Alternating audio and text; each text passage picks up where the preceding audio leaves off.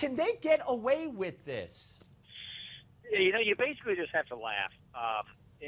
In a way, the answer is no, but it's going to take us time to dig at this. We're not going to let this go. We're going to keep going, and we're going to keep going, and we're going to keep going. I think in many cases, they thought they could just wait us out, hope that it gets to the second page or the fifth page or the last page or off the pages of the newspapers, and that it would just kind of go away. We're not going to let that happen. All right, folks, that was Paul Ryan on this show yesterday after I described to him what Tom Fitton, president of Judicial Watch, had told Fox News on Friday about the DOJ attorneys telling Judicial Watch that all the Lois Lerner emails were available, they were not destroyed, there is a backup system, etc., but it's going to be too difficult for them to get them. And I told that story to Paul Ryan yesterday, and I asked, can they get away with it, and you heard the answer. Joining us now is Tom Fitton, president of Judicial Watch. Hello, sir. Hey, good to be with you again, Steve. Also, of course, author and producer. He has written the book Corruption Chronicles, and of course, the video. How's the video doing? The video is doing great. If you want to know about corruption in Washington from the Clinton era through the Bush era to the current crisis, there's no better way to start. And you know, I use the book as a desk reference guide for Washington, D.C. corruption. It's great stuff. All right, let's talk about what Paul Ryan said. He says that you got to laugh at this. I got a feeling you're not laughing. No, I was furious when I learned what the IRS told Judicial Watch through the Department of Justice, that they had this backup system in case of a catastrophe, but it would, quote, be too onerous to search for her emails. And they didn't tell the court this. They had two opportunities to tell the court in sworn declarations per court order about this. And, you know, instead they've been talking about missing hard drives and whether they're scratched or not and what steps were taken to recover them and whether they were shredded, when in fact they had this backup system for all IRS records. Frankly, it sounds, it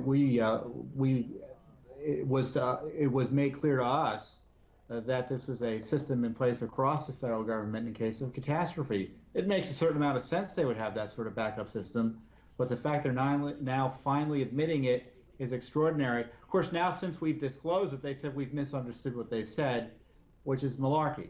And we're going to go to the court and we're going to figure out what's going on, and hopefully the court's going to help us. All right, well, that's another thing. First of all, I mean, you know, I'm not a lawyer, but to me, if the IRS commissioner sits there, as he did, under oath, and says that they're missing, and you know, and now if this turns out to be true, there's a conflict there, and now they say that you're misinterpreting what the DOJ lawyers actually told a Judicial Watch. What's the judge say about all this, and what will the judge say, and when will he say it about all these revelations that now they claim are misunderstood?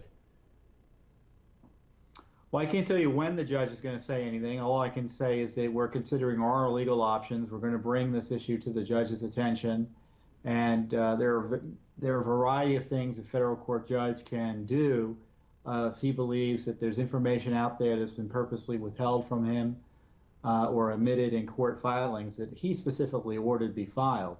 And one of the things he can do is allow Judicial Watch to take put people under oath, get additional documents, or he can conduct his own inquiry and appoint his own investigator to figure out what happened. Because they haven't found much sympathy, they being the IRS, from the judge that you've dealt with, correct? Well, the judge hasn't given us everything we wanted. You know, we've always thought the court has been being messed with from the beginning. But the judge gave the IRS some time to own up and figure out what went on and to come to a satisfactory conclusion with Judicial Watch. And that simply hasn't happened yet. And we think they've treated the court process as a joke. And, you know, we'll see how, when we're next before Judge Sullivan, I can't say when that's going to be, how he reacts to everything that's gone on since his big hearing, I think back in July. Right. Now, you were aware of this. I'm finding out about it today, but you say you got this released to you, I believe, in papers, that Lois Lerner's BlackBerry was deliberately destroyed once the congressional investigation started up, and this is according to an IRS lawyer. Well, that's right. When I talk about that, we found out about these IRS emails that went supposedly missing, and we had this FOIA litigation. We went to the court and said they didn't tell us about this, and they didn't tell the court about this. And the court said you've got 30 days to explain what went on, tell me where these records are likely to be and what you're doing to retrieve them. They filed declarations which we thought were woefully inadequate and, as I said, a joke. The court, a few days later, issued a second order saying, I want more information on other devices like Blackberries and iPads and things like that. The court did that on its own, which is really extraordinary. And it was in response to that order that it disclosed that this BlackBerry that Lois Lerner had been destroyed. And now we know separately that the destruction date came after the congressional inquiries have been launched into IRS misconduct. This is incredible. This is outrageous. Yet, Tom, your Fox News interview from Friday, this revelation here, the whole story, the contradictory statements, the missing emails, has gotten no coverage. I mean, how is it possible? What has happened to this country's media? Is it so partisan? Is it so biased? Is it such an unwritten or written rule now that any scandal involving a Democratic administration will basically just go uncovered? Is that what it is? It is a scandal, the lack of media interest in this. How many thousands of missing emails does it take to equal the equivalent of an 18-minute-and-a-half gap in the Nixon tapes? The way it was discussed with us, we believe that there's no missing emails. So you have other government officials whose emails have supposedly gone missing. And based on what the DOJ told us, there ought to be emails for everything.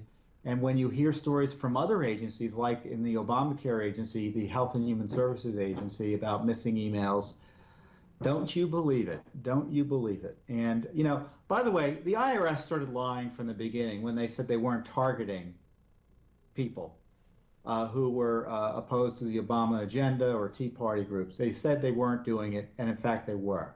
This whole scandal started off with a lie, and now they've misled the American people about missing Lois Lerner emails by talking about hard drives falling on the ground or whatever, and not disclosing they've got this catastrophic backup system.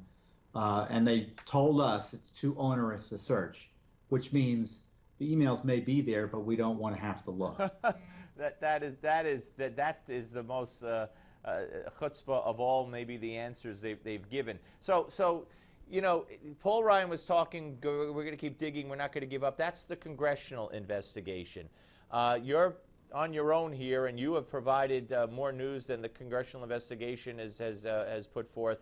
More information, certainly more emails, more shocking revelations.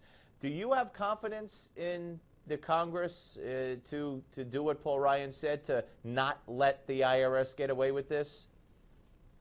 Not really. I'm sure they're trying hard, but they're constrained by politics and just by the process and getting the administration to be forthcoming. We are in a federal court case right now where a judge is overseeing and paying attention to what the IRS is doing and is requiring responses. Congress is in a political fight with the administration about these issues, and so inherently it's more difficult to get good information through that process.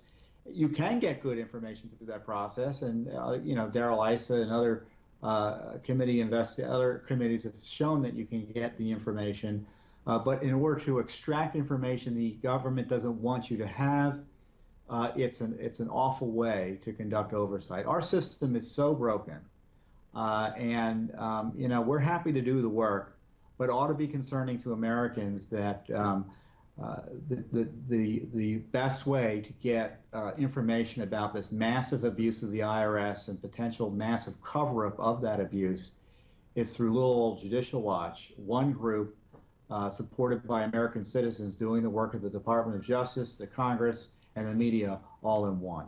Well, I always we are up to the charge, but my gosh, this city is dysfunctional in terms of policing government. Yep, no, absolutely. Tom, great to talk to you, sir. Really appreciate it, and keep us up to date on on everything that's going on, because there are some of us who believe that this is a big deal, is a huge scandal, and needs to be continuously covered.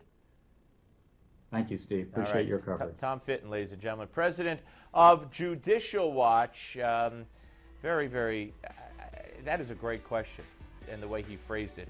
How many thousands of missing IRS emails equals 18 minutes of a gap in the Watergate tapes in order for the media to have any interest in covering it the way they covered that? It's pathetic, just pathetic. All right, folks, we're coming next with Gimme 5, and it's all right here on the Steve Malzberg Show.